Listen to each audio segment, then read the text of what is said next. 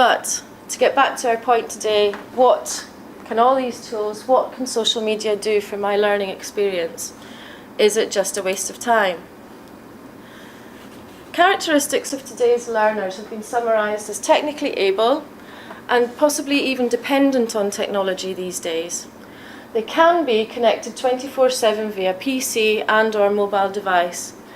And they've been categorised as highly engaged users of a wide range of social media tools that they engage with on a daily basis. But what's the academic value? Obviously, tools shouldn't be introduced without purpose or good reason, but it could be said that the potential exists for learners to develop skills.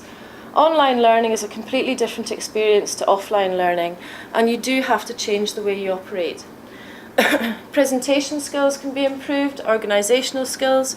Working in a group is difficult enough as it is, but using online tools adds another layer of complexity. Obviously, your social skills have the potential to be improved, and also discussion.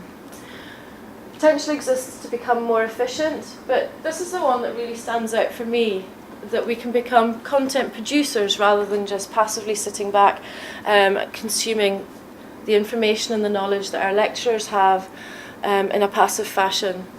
And one that's often missed, but copyright, data protection, intellectual property rights, those kinds of issues are often ignored, but I think engaging with social media, with online technologies in this way, brings to the fore the importance of being aware of these issues, and also forming communities of practice. So when we were looking at the common tools that are out there, we sort of devised a list of ways that we think each could be used to improve your learning experience. So I'll just nip through each example. Do any of you keep your own blog? Do you regularly contribute to others' blogs? Do you receive RSS feeds from blogs and perhaps post comments? I think it's a really useful tool, and Tumblr and Blogger are obviously two of the common free tools. But the potential exists for us to learn from others. A fantastic way of recording your reflections. You can share stories, share ideas. It facilitates connections because others with a similar interest to you are going to be hopefully viewing your blog. You can contribute tips and thoughts and best practices to a large community of fellow learners. Reflecting on a project or activity, certainly in this university in the School of Computing Science, it's a common tool. Keeping a log of progress through a project would be done using one of these kinds of tools. And something that I think we should be looking at more, especially in terms of assessment, is the fact that it allows for peer review. Social bookmarking. Do any of you keep Delicious or use a tool similar? We create bookmarks every day. We stumble across a site and we'll bookmark it, we'll add it to our favourites. Sharing those kinds of resources with classmates, study partners or academics is a quick and easy way of sharing the learning that you're gathering. Can provide support for lectures, help build learning communities, be useful for research and projects. And yes, Steve's just broken the news to me that Delicious, one of the Yahoo social bookmarking tool, is actually on the way out. Podcasting, it's something that our team's starting to support more and more with lecturers. Invaluable revision tool. You've got an audio record, your lecturer is talking to you, giving you feedback on your assessment. Brilliant for, as I say, for revision when you're getting ready for your exams, but also it's a record, it's a permanent record of your performance at that time. Microblogging, so a tool such as Twitter. The benefits to your personal learning network, I hope I shared some of those with you when I talked about my own Twitter account earlier. But a fantastic way of sharing and receiving tips, information, resources. What's my most favourite thing about it is the fact that it's instant, it's immediate. You don't have to wait for any kind of response. The information is coming at you constantly. It's a fantastic way of finding, again, people with shared work, project or research interests. And it gives you the opportunity to keep in touch with classmates and also find collaborators for a potential project. Wikis. Again, at the university, we're using wiki spaces, and more it's being picked up by academics as a tool for assessment. It gives the opportunity of sharing resources, posting tips. Everybody can collaborate, so you can open it up to your class. And what's fantastic from the academics' perspective, if it's being used, something like that's being used for group work, is that each contribution is tracked. And then we've got the actual social networking sites themselves. So something like Facebook. It does allow for communication between classmates and faculty. You can have private communication in groups. It helps people put faces to names, and when you're talking about things like distance learning, distance education courses, it's a nice add-on to help provide that social element, because one of the problems or difficulties to be overcome with distance education especially is those feelings of isolation. So, what are the benefits of you, our learners, generating content? Users are actively engaged in the construction of their experience rather than, as I said earlier, passively sitting and absorbing content that's being talked to them or told to them or shared with them in a face-to-face manner by a lecturer.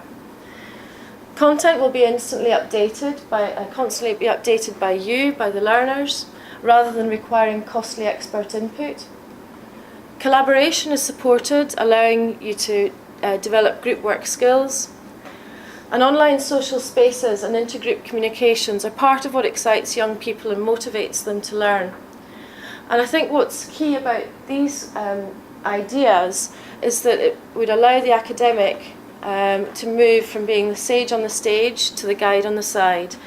The idea is not to control the conversation, but actually be part of it.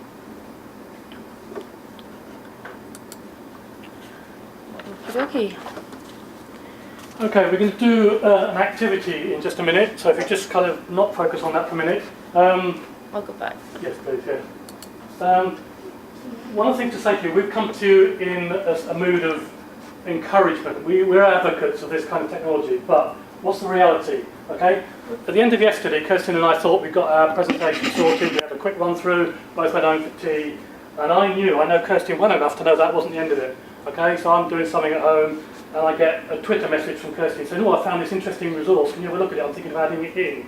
Okay, I go to the Prezi presentation. I don't know if anyone uses Prezi, but it's a real advantage over PowerPoint in that A, you can do some really stuff, but B, it's collaborative.